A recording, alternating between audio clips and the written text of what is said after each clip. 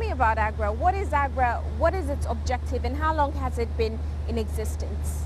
If you look at the rest of the world, they've been able to feed themselves, they've been able to have agriculture grow, create rural employment, but that is not the case with Africa. And we felt that there are great opportunities for science and technology to play a role.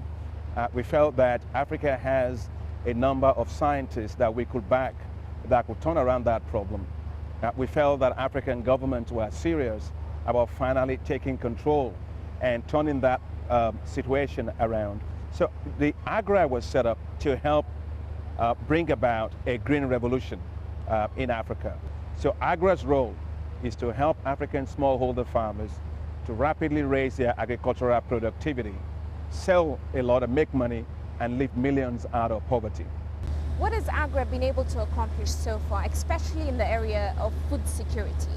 Significant progress is being made. Over the last 18 months, Agra has supported the development and release of 65 new crop varieties, high-yielding varieties of maize, of rice, and cassava in some 13 countries that are now being used by several tens of thousands of farmers. We have helped to develop a network, about 5,000 agro dealers. Now, over the last 18 months, we have trained and certified 5,000 of those agro dealers. And last year alone in 3 countries, Kenya, Malawi, and Tanzania, they sold $45 million worth of seeds and fertilizers to farmers. We have also helped to capitalize about 28 new seed companies, African-owned seed companies, that are commercializing seed for farmers, high-quality seed that are actually at lower price than the multinationals can ever do. And also, we have worked with commercial banks. We provide guarantees for them. You know, they will tell you we can't lend to farmers because the farmers are poor, they are not organized, the risk of default is high. I disagree, because I think most of the people that default and default big are politicians. They're big people. They're the ones that default, not the smallholder farmers. So over the last 18 months, we have used $15 million in our own funds to reduce the risk of lending by banks. And we have leveraged $170 million from commercial banks in Africa. In addition to that, we recognize that no region of the world can develop without human capacity. We have helped to establish in 2 years 2 regional centers of excellence for training plant scientists in Africa. Now we have graduated 80 PhD students out of those programs, and these are trained in Africa. Now, looking at Nigeria specifically, agriculture has been put in the back burner for a while now. What is Agra doing to change this? Some of the things that we are doing in Nigeria are quite several. You know, one is, as I mentioned to you, I think there is nothing like training people, having the science capacity to engage.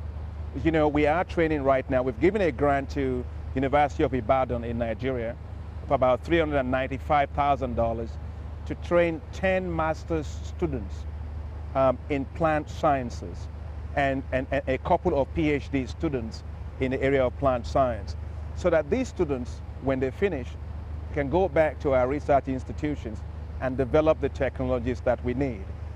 We have provided a grant of $3.5 million to IFDC in Nigeria to develop a network of agro dealers all across the country. We have also given grants to support the development of new seed companies in Nigeria. You know, Nigeria, only 5% of our farmers use improved seed. And you see how big our agriculture is.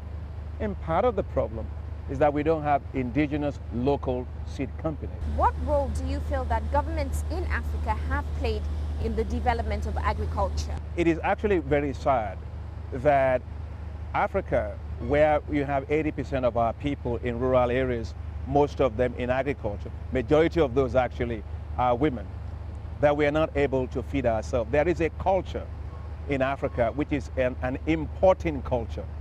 You know, we import what we produce, but we don't export and take advantage of what we have comparative advantage in.